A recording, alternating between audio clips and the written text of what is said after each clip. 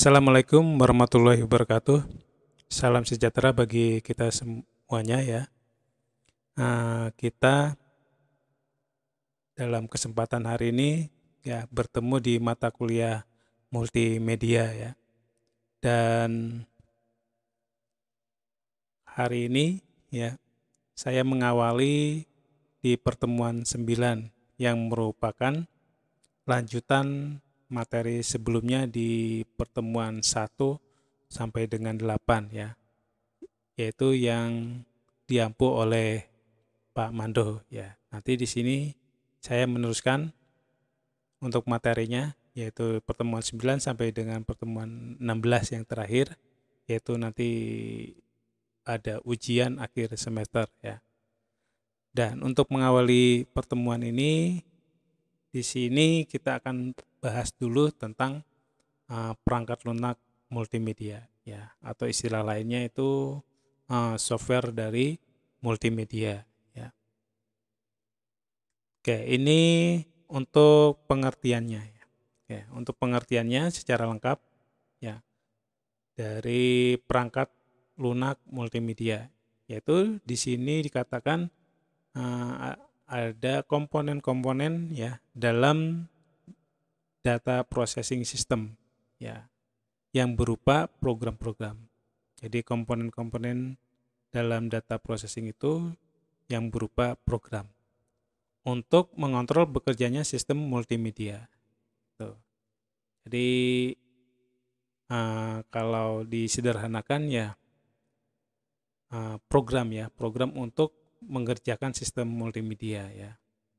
Oke, untuk perangkat lunak dari multimedia ini terbagi menjadi tiga kelompok ya. Yang pertama bahasa pemrograman multimedia, terus yang kedua perangkat lunak sistem multimedia, dan yang ketiga adalah perangkat lunak aplikasi multimedia. Oke, saya akan bahas satu-satu ya. Yang pertama yaitu bahasa pemrograman multimedia ya.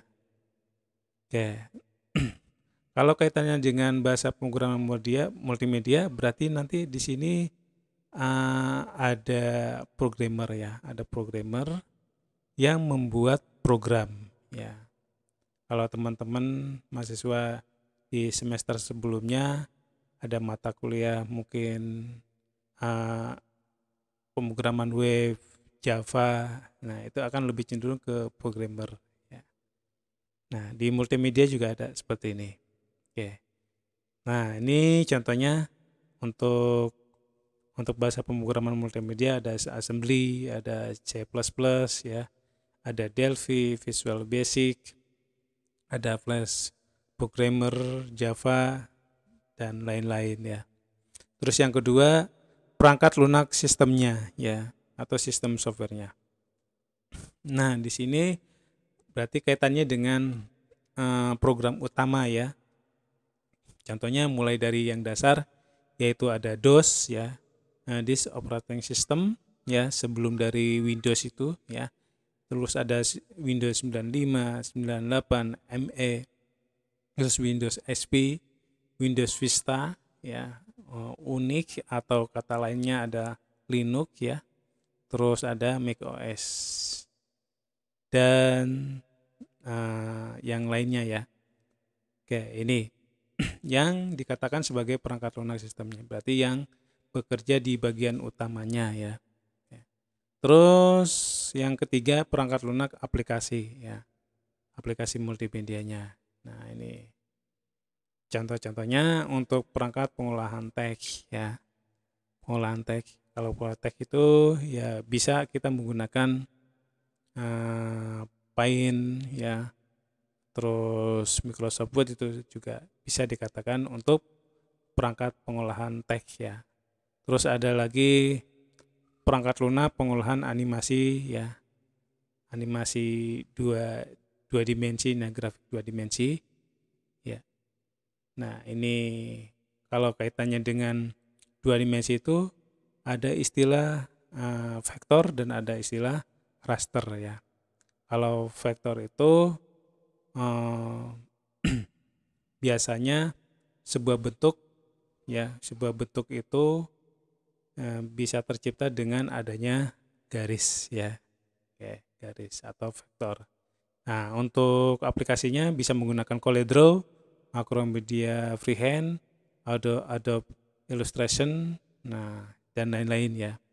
Yang kedua itu grafik 2 dimensi raster ya, yaitu biasanya terbentuk dengan adanya pixel atau dot ya. Nah, berarti kita bisa menggunakan dengan aplikasi contohnya seperti ini ya, Adobe Photoshop, ada Jaspaint ya, dan lain-lain.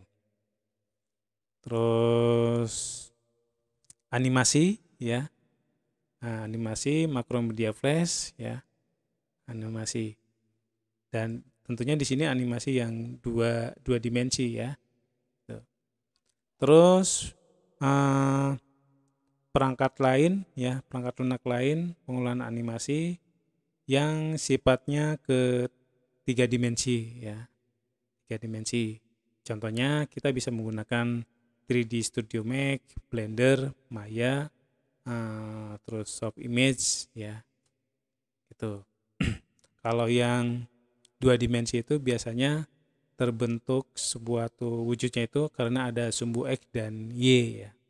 Nah, berbeda dengan 3 dimensi. Kalau 3 dimensi itu terbentuk dari sumbu X, ya, Y, dan Z ya, atau kemiringan ya. Nah, ini biasanya dipelajari di mata kuliah yang kaitannya dengan matematika ya. Oke, terus ada lagi perangkat lunak authoring multimedia ya. Nah, authoring multimedia berarti kaitannya dengan penulisan ya, atau penulis dari multimedia. Ada lagi perangkat lunak untuk aplikasi yang berbasis web ya, berbasis web. Nah, berbasis web itu berarti aplikasinya dijalankan secara daring ya, atau online tuh ya. Jadi banyak aplikasi multimedia yang berbasis seperti ini ya. Ya, contohnya yang ada di dalam Google Drive. Google Drive itu kan ada aplikasi Paint juga ya. Nah, itu salah satunya ya. Oke, kita lanjutkan untuk poinnya, yaitu sistem multimedia ya. Oke, di dalam multimedia juga ada sistemnya ya.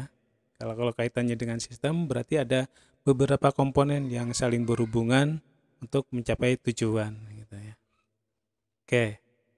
Sistemnya sendiri di sini ada kombinasi media ya. Terus ada independent ya. Terus ada computer support integration ya. Ada 3 ini ya. Nah, yang dijadikan atau sebagai sistem multimedia ya. Kalau kombinasi media itu berarti kaitannya dalam media itu terdapat media yang lainnya. Kalau video berarti ada musiknya, terus ada gambarnya, ada teksnya ya. Kalau independen berarti berdiri sendiri ya. Kalau computer support integration berarti ada kaitannya dengan penggunaan counterpart yang integration. Oke, ini beberapa alat yang digunakan dalam multimedia ya. Ini mungkin teman-teman mahasiswa sudah paham semua ya. Jadi di sini contohnya ada keyboard, ada PC unit, notebook, CD, mikrofon, speaker ya, monitor, scanner, printer, sampai dengan mouse ya. Nah, ini beberapa alat yang digunakan dalam multimedia ya, yang tidak terlepas ya. Nah, sistem multimedia kalau kita gambarkan ya, di sini ada keterhubungan ya, keterhubungan dengan komponen yang lain ya, sistem media. Contohnya ada teks, audio, video ya, ada grafik, animasi, dan komputer interaktif ya. Ini contoh dari sistem multimedia ya. Nah, karena kita berbicara multi ya, berarti banyak media ya. Jadi tidak hanya teks aja, tidak hanya gambar aja, tapi ada audionya dan lain-lainnya ya. Nah, pembagian sistem multimedia ya. Oke, di sini yang pertama yaitu sistem multimedia standalone ya. Di sini adalah sistem yang merupakan ya sistem komputer multimedia yang memiliki minimal storage ya. Minimal storage. Contohnya di sini ada hard disk, CD-ROM, ya, optical drive ya. Terus ada alat inputnya, keyboard mouse ya. Terus ada outputnya. Nah, ini termasuk dalam kelompok sistem multimedia yang standalone ya. Terus yang kedua, sistem multimedia berbasis jaringan ya. Kalau yang ini terhubung melalui jaringan yang mempunyai bandwidth yang besar ya. Berarti ini ada kaitannya dengan daring atau koneksi internet. Tuh. Oke. Sekarang berbagai aplikasi dalam multimedia ya.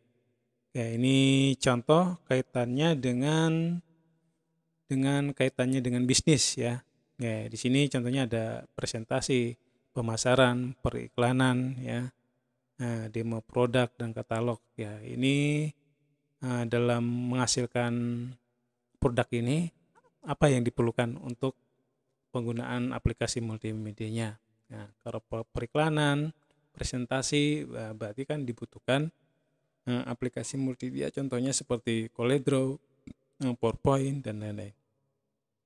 Nah, terus aplikasi multimedia dalam pendidikan ya. Pendidikan ya produk seperti kayak tutorial, simulasi dan pelatihan ya.